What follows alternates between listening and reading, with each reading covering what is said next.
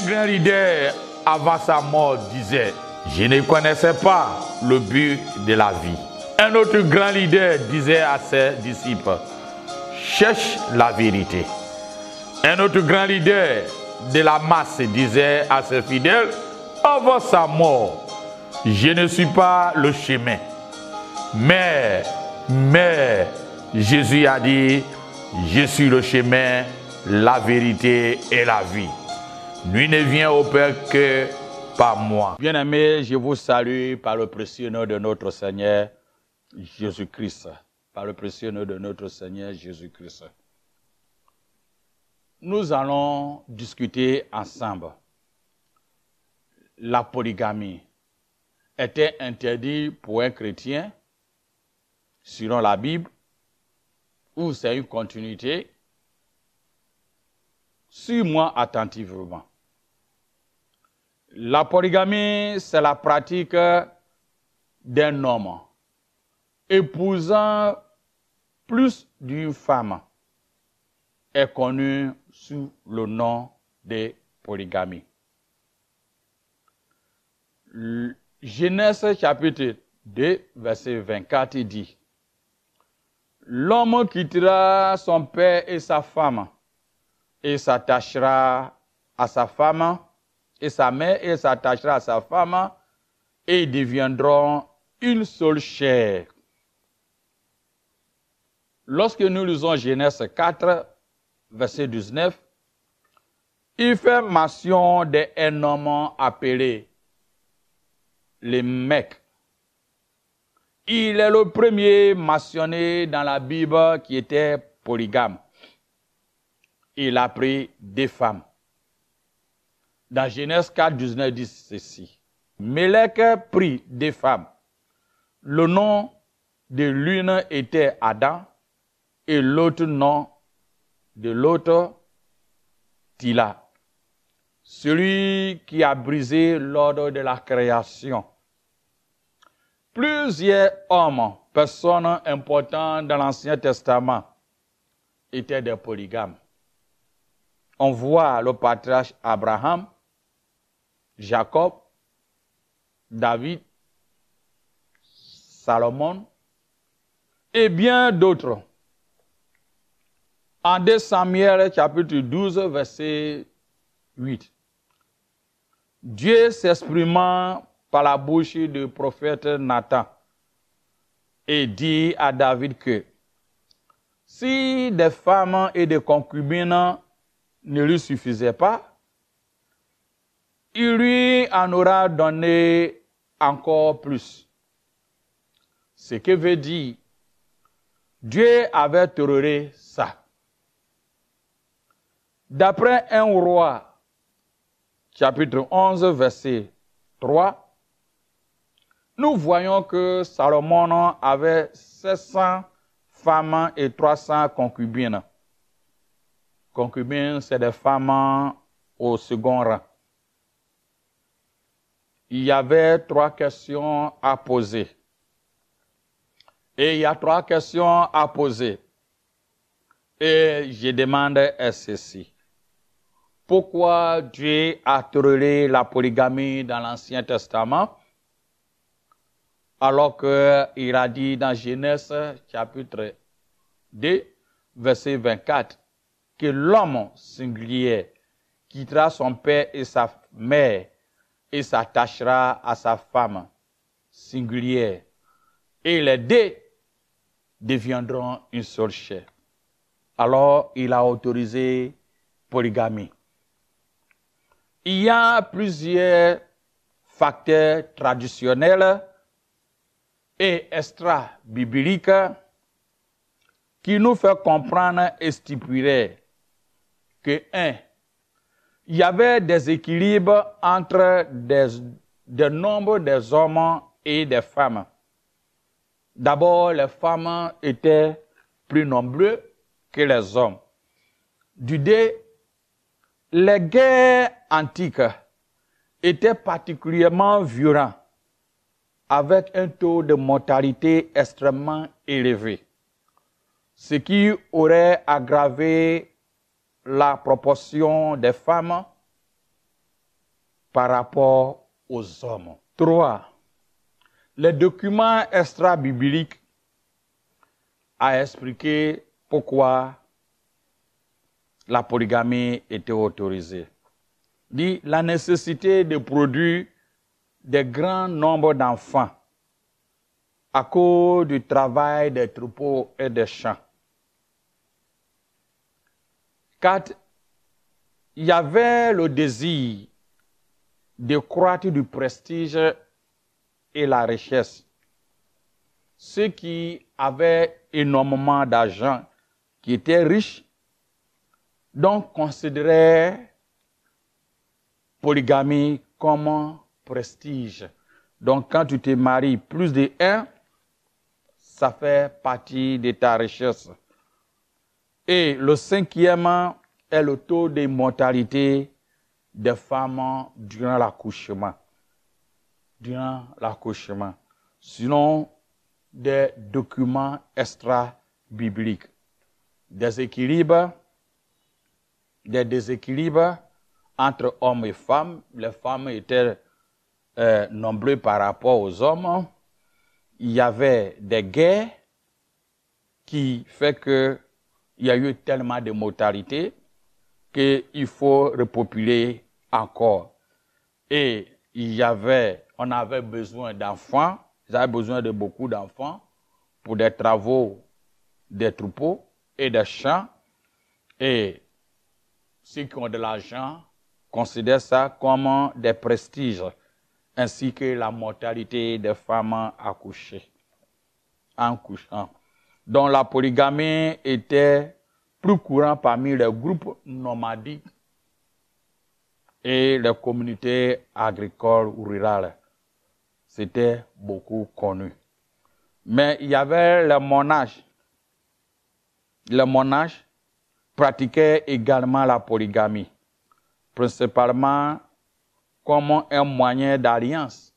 Les monarches, c'est les rois et les gouverneurs des anciens temps considèrent la polygamie comme un moyen de faire alliance avec des familles puissantes ou des nations.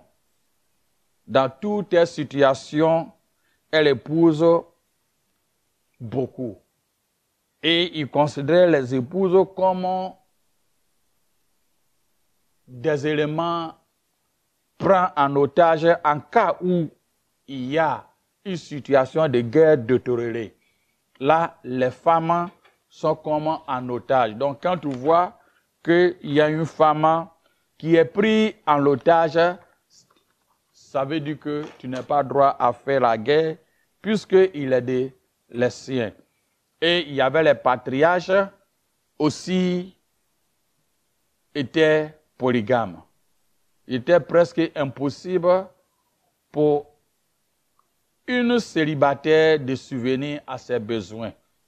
Donc, dans la société où il y avait les patriarcats, la société qui était gouvernée que des hommes, les femmes étaient moins éduquées, n'avaient pas accès à la formation.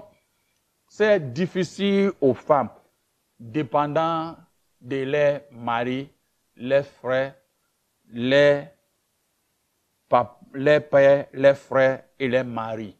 Alors, pour mieux avoir la sécurité, il fallait marier. Et ceux qui ne sont pas mariés sont livrés à la prostitution. Et c'est qui existait dans la nation, pour les nations qui entouraient Israël, qui n'étaient pas dans la théocratie. Donc, c'était la mode et c'était des choses qui existaient pour les nations qui entouraient en Israël. Lorsque nous lisons Deutéronome, chapitre 17, verset 14 à 20, verset 14 dit, « Lorsque tu seras rentré dans le pays que l'Éternel ton Dieu te donne, lorsque tu posséderas, que tu auras établi ta demeure, et que tu diras, je vais mettre un roi sur moi, comme toutes les nations qui m'entourent. Jésus, verset 17 dit qu'il n'y a pas un grand nombre de femmes, afin que ton cœur ne se détourne point et qui ne fasse pas de grandes amasses d'argent et d'or. Verset 20, il dit, afin que ton cœur ne s'élève point au-dessus de ses frères et qui ne se détourne à ses commandements, ni à droite ni à gauche, afin qu'il prolonge ses jours dans le royaume, lui et ses enfants au milieu d'Israël. Vois Salomon dans 1 Roi, chapitre 11, versets 3 à 5. Il dit ceci, il a eu 700 princesses pour femmes et 300 concubines. Et ces femmes détournaient son cœur. À l'époque de sa vieillesse, ces femmes inclinaient son cœur vers d'autres dieux. Et son cœur ne fut point tout entier à l'Éternel, son Dieu, comme il avait été le cœur de David, son père. Salomon allait après Astarté, la divinité des Sidoniens, un peuple qui était en Babylone, en Liban à son temps, et près de Moloch, les abominations des Ammonites, qui étaient dans la région des Méditerranéens en Liban.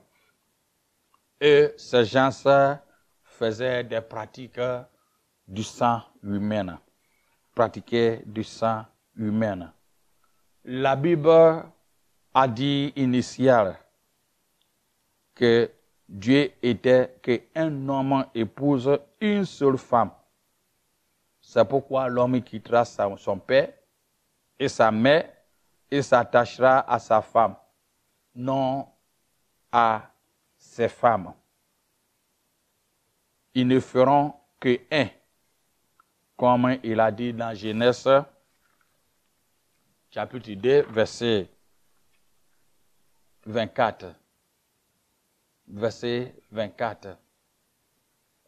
Lorsque nous lisons le Torah, la Bible hébreu, ou dans l'Ancien Testament, concernant la sainteté du mariage, Lévitique chapitre 21, verset 7, énumère des types de femmes qui est interdit aux prêtres ordinaires d'épouser. Des prêtres ordinaires d'épouser. Ils n'épouseront pas une femme prostituée ou une femme profane. Ils ne prendront pas une femme répudiée par son mari, car il est prêtre, il est saint pour Dieu. Les trois catégories de femmes sont interdites pour les prêtres. Les prostituées, les femmes profanes, c'est-à-dire signifiant probablement une femme qui a eu des rapports sexuels en dehors du mariage, les divorcés. Maintenant, les grands prêtres, comme les autres rois du même chapitre dit, les règlements concernant le grand prêtre sont plus stricts. Il épousera une femme dans sa virginité. Il n'épousera pas une veuve, une divorcée, une femme profane ou une prostituée. Il n'épousera qu'une vierge des siens. L'ordre dans lequel les catégories interdites sont énumérées ici est l'inverse de la loi pour les prêtres ordinaires.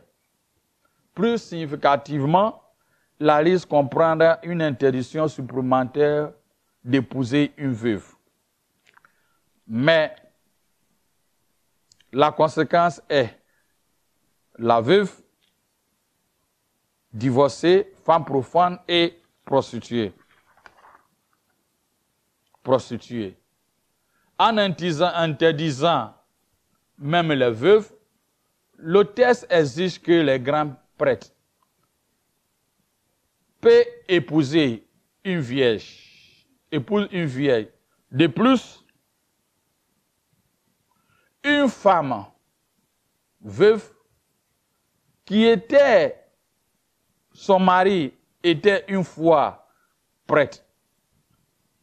Là, il peut l'épouser.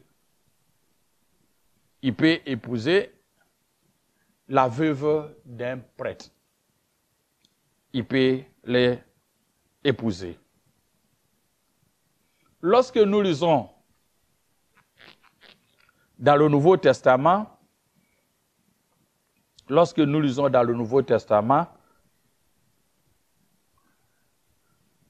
1 Timothée chapitre 3, verset 2 à 4 dit ceci. Il faut donc qu'un évêque soit irréprochable, mari d'une seule femme, sobre, modéré, réglé dans sa conduite, hospitalier propre à l'enseignement. Il faut qu'il ne soit ni endonné au vin, ni viol, mais indulge, pacifique et désintéressé. Il faut qu'il dirige bien sa maison et qu'il tienne ses enfants dans la soumission et dans la parfaite honnêteté. Lorsque nous lisons Tite chapitre 1, verset 6, il dit, s'il trouve quelque homme irréprochable, mari d'une seule femme, ayant des enfants fidèles, qui ne soit ni accusé de débauche ni rebelle. 1 Pierre 1, verset 16 dit ceci. Vous serez saints, car je suis saint. 1 Pierre 2, verset 9 dit, vous, au contraire, vous êtes une race élue, sacerdoce royal, une nation sainte, un peuple acquis, afin que vous annonciez la vertu de celui qui vous a appelé des ténèbres à la domination lumière. C'est là nous devons être attention. Le peuple cananéen était un peuple polygame. Donc, Dieu a choisi la nation Israël et que lui seul les dirigeait dans la théocratie. Les ordres venaient de lui seul, pas des rois, pas des prophètes, pas des juges. Et compte tenu la mortalité des gens, il a permis la polygamie. À cause de l'agriculture et le pastoral, parce qu'ils étaient des paysans, il n'y a que des animaux et de l'agriculture. C'est pourquoi quand nous lisons la Bible, 90% de l'illustration est basée sur des choses agricoles, de l'agriculture. Parce que c'est un peuple agricole, la terre. Même s'ils font les animaux, ils paient les animaux, c'est toujours la terre. Et c'est Dieu seul qui les conduisait. L'accouchement était problème pour les femmes. Un peuple patriarcal où les regards des femmes sont tournés aux hommes. Pas de formation. Donc, si une femme n'est pas mariée, elle est livrée à la prostitution haute. Donc Dieu a autorisé. Mais il les avait donné des avertissements, comme j'ai dit, pour ne pas que les cœurs se tournent vers d'autres dieux. Donc, suivant les premiers parents, les patriarches d'Abraham, jusqu'à ce que nous venons dans le nouveau, dans Malachie, on voit des rois, des dignitaires qui étaient mariés à plusieurs personnes. Et on voit aussi des paysans qui étaient mariés à plusieurs personnes. Et lorsque nous venons dans le Nouveau Testament, le modèle que Christ nous a permis à le suivre, il dit, je suis venu pour restructurer, pas pour anéantir, mais restructurer, mais de l'ordre à ce qui était tordu. Donc, Christ, par le modèle que nous marchions sur les apôtres, il a constitué son église. Il dit, je construirai mon église de telle sorte que le pouvoir de l'enfer ne peut pas l'ébranler.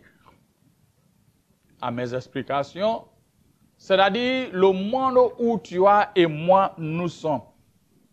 Nous sommes un peuple élu. Christ nous a prédestinés. De la même manière, il a choisi Israël parmi toutes les nations autour. De la même manière, Christ a choisi par Jésus-Christ, toi et moi, pour nous permettre à former l'Église comme un sacerdoce royal. Un sacerdoce royal. Donc, quand nous voyons ce que 1 Timothée, Paul a dit à 1 Timothée 3, verset 2 à 4, qui dit, un évêque doit être reprochable, une seule femme. Et Tite aussi affirme qu'il faut avoir une seule femme. Et Pierre nous fait comprendre que toi et moi, nous sommes la race élue, un sacerdoce royal. La race élue, un sacerdoce royal. Ce qui veut dire qu'un chrétien est un prêtre, est un prêtre. Un chrétien exerce des fonctions de prêtre. Un chrétien est représenté et est respecté pour être la lumière du monde. Comme malgré les nations qui sont autour et qui étaient permis à plusieurs personnes, il peut se marier, mais les prêtres et les grands prêtres n'avaient pas droit à marier d'eux. Parce qu'ils sont appelés à sacerdoce royal. La fonction de sacerdoce royal. Et Christ appelle toi et moi, si tu es un chrétien, tu n'as pas besoin d'être dans les 5 ministères pour être dans la sacerdoce royale. Il dit, toi et moi, vous êtes une race élue, un sacerdoce royal, une nation sainte, un peuple acquis, afin que vous annonciez les vertus de celui qui vous a appelé.